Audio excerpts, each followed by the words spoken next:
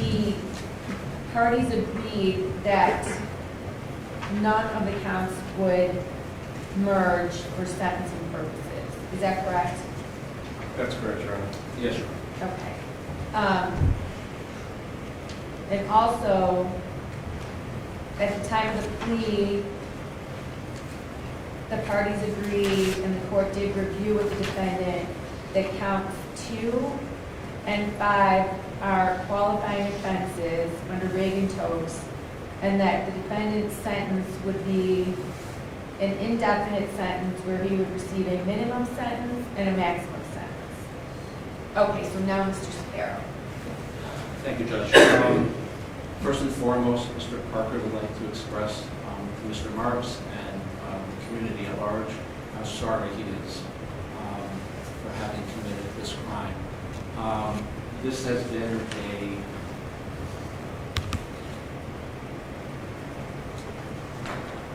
a living nightmare for Mr. Parker, and we hate to take the focus off of Mr. Marks and what happened. But what I mean by that is, Mr. Parker, to this moment, has literally no memory of having committed this crime. This happened under what we all believe to be the influence of PCP. This is a drug that he has struggled with for many, many years, Judge, most of his adult life. He has enjoyed periods of sobriety along the way. We're mindful this is not his first time in trouble, Judge, but his the last serious trouble that he was in a few years back was a robbery. Nothing like this, Judge, not even close. No weapons involved. He got probation for that case, and that says a lot in terms of what that case was all about. But twice he had violated for the use of this substance. Both times he went into treatment, vested himself, felt like he profited from that experience, came out and again enjoyed significant periods of sobriety. He regrettably relapsed again at the beginning of this year, and this happened, Judge. He has no memory even of acquiring a weapon. He did not keep a weapon in his apartment. He had pit bulls for protection at home, Judge. So he is sat in jail for 90 days now or something on that order.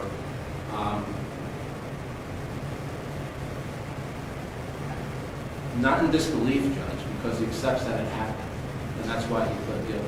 He's accountable for what he did. He realizes his use of PCP or any drug. It's not a legal excuse or even a moral excuse, Judge. He accepts that what he did under the influence of this drug, he's responsible for.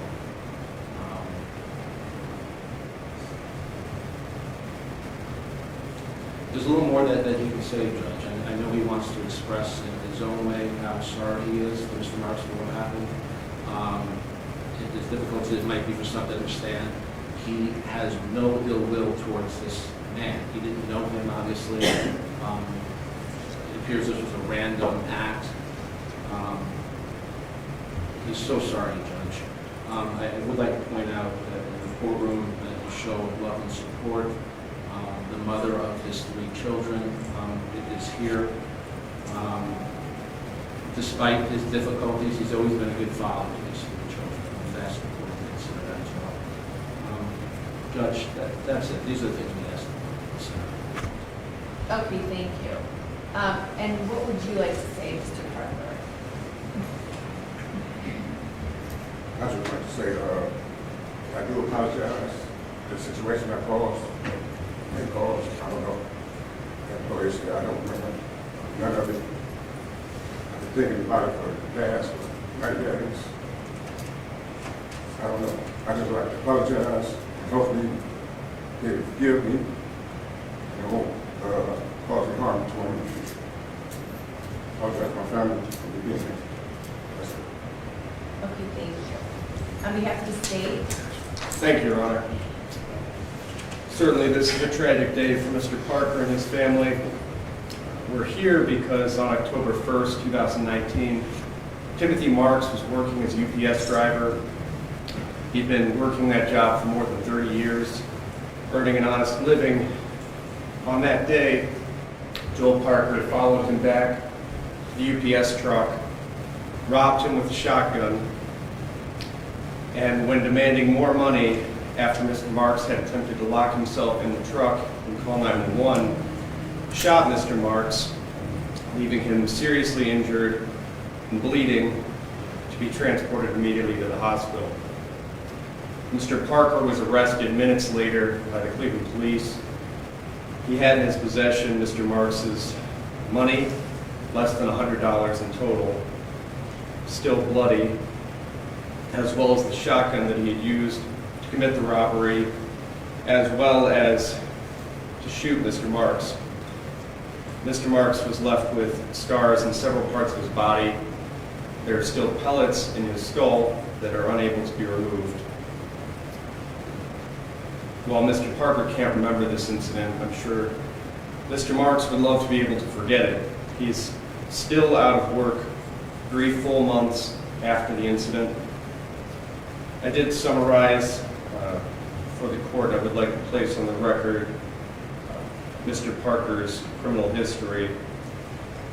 He was convicted of felony drug possession in 2018, felony robbery in 2015, felony tampering with government records in 2013, felony drug possession in 2012, felony drug trafficking in 2009, felony receiving stolen property in 2006, felony drug possession in 2006, felony receiving stolen property again in 2006, felony attempted preparation of drugs for sale in 2001, burglary felony in 1998, and misdemeanor assault in 1997, and misdemeanor carrying a concealed weapon in 1996.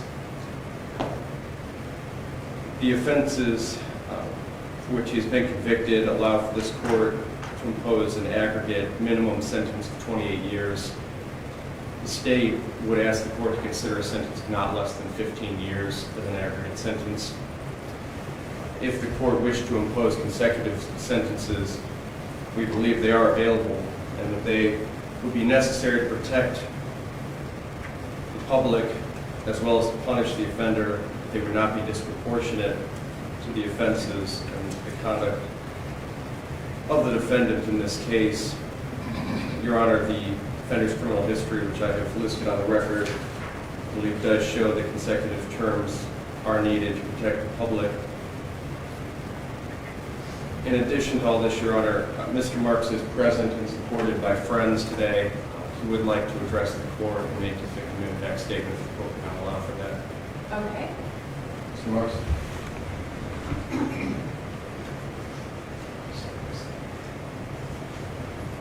All right, if you could please state your name and spell your first and last name for the record. Yeah, my name's Tim Marks. Tim, T-I-M. Last name Marks, M-A-R-K-S. All right, and what would you like me to know? Well, this happened on October 1st. It was the one of the it was like 90 degrees out that day. It was 4:45 in the afternoon. And my truck was probably about 400 yards away when I ran into Mr. Parker. And long story short, he followed me back all the way back to the truck, probably good 300-400 yards, where he could have had ample time to turn around and think about what he was doing before he got to the truck. And then even after I gave him money, he still went, and I talked my way into the back of the truck where I locked myself in. He still went around to the back of the truck and fired into the back of the truck for whatever reason. And but the main thing right now is I'm still healing. I'm still not back at work yet. The one thing is I have 2 children. They're adults, but that's what I feel the worst part about is that they got the phone call while I was down at Metro. you know, and they had to drive down to Metro, that 20, 25-minute drive down to Metro, because they were both at work, you know, and all Metro can tell them is, hey, your dad's down at Metro, please come down. And then all of a sudden on their phones are beeping up that a UPS driver was shot, so they knew it was me. And that's what hurts the most is, you know, they're still adult kids, but they're still your kids. I feel more worse about them, that 20, 30-minute ride down to Metro of what actually happened to me, you know, and living through that. And that's what I feel worse about. Because my wounds will heal, you know, I'll head back to work and all that, but it was my children and my family that had to do the drive down to the hospital not knowing what's going on. So I asked you to you know, give them the longest possible sentence you can, you know, because it will just save the neighborhoods. I mean, just with this prior records, I mean, when he gets out, he's going back to some neighborhood, whatever neighborhood, and that neighborhood should be safe. Should be safe. Thank you. All right, thank you.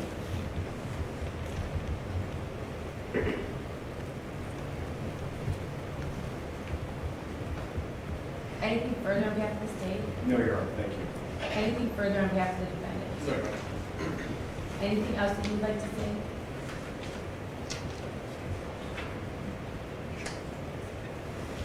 No, Your Honor. Okay. As I previously stated, the defendant did waive his pre-sentence investigation report. I've had an opportunity to look through the file and review the defendant's criminal history.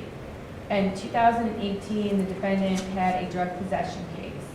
2015, the defendant had a felony of the third-degree robbery, and it appears that the defendant was given a community control sanction, and there were numerous violations in that case. In 2013, the defendant had an attempted tampering with records, a felony of the fourth degree, and a prison sentence was imposed. In 2012, there was a drug possession case. A prison sentence was imposed. In 2009, a trafficking offense, there was a prison sentence. 2006, a possession case.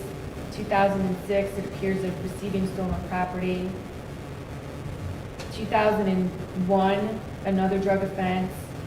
In 1998, it appears there was a burglary, a felony of the fourth degree, and also a domestic violence, a misdemeanor of the first degree.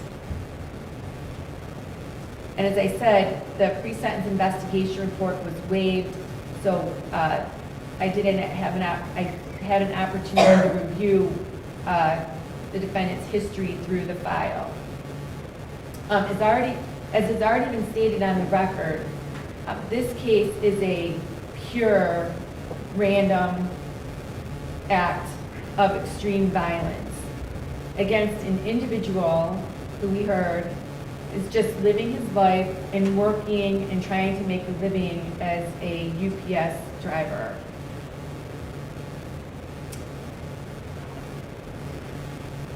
And not only did you rob him of $100 of his money, but also his sense of security and safety in doing his job that he does every day. And the effect of this horrendous crime is so great, as you also heard, as it has a serious impact on the safety and security of the community at large.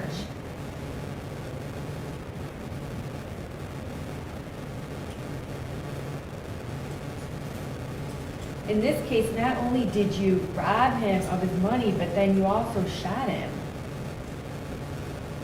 And as you heard from him today, he has lasting effects from this horrendous crime. And I understand you telling the court that you have no recollection of what happened due to your serious drug use, but that is no excuse. throughout your long history of offenses, you've had numerous opportunities where you could have addressed your issue.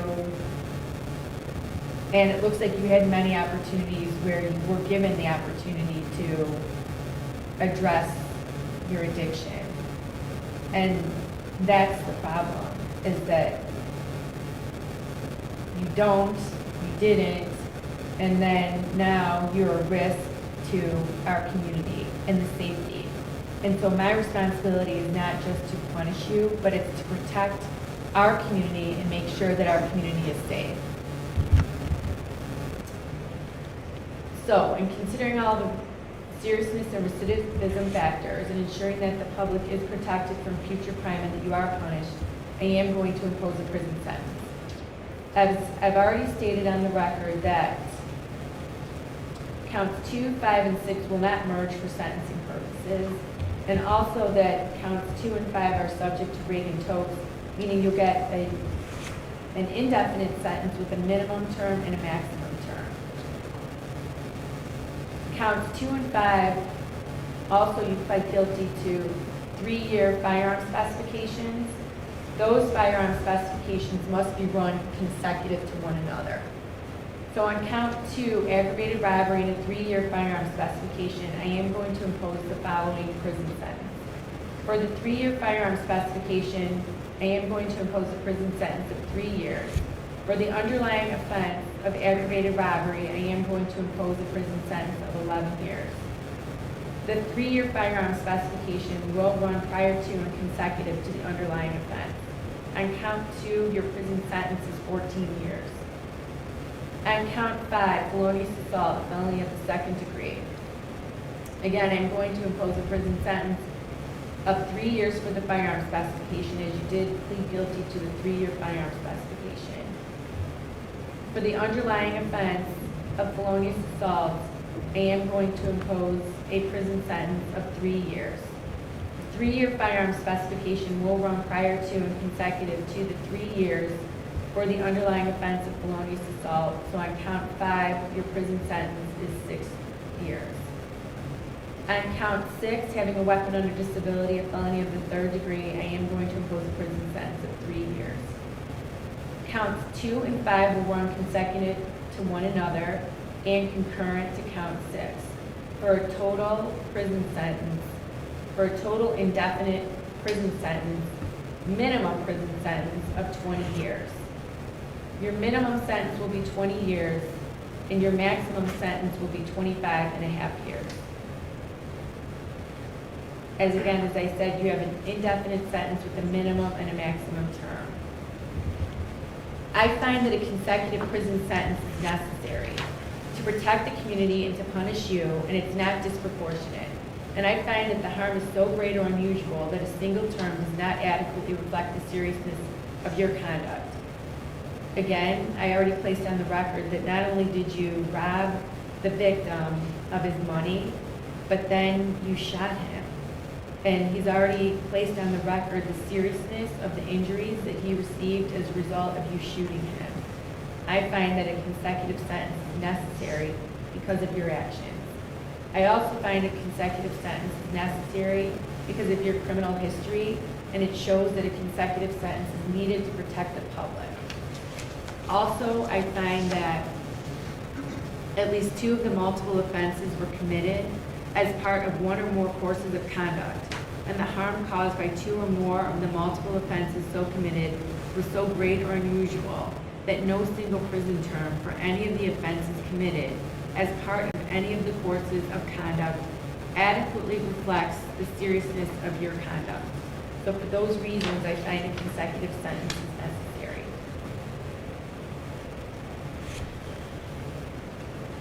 I'm going to waive the fine. I'm ordering that you pay court costs. You may perform court community service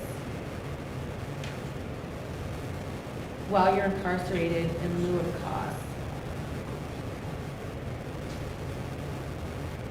I'm also going to now advise you of post-release control.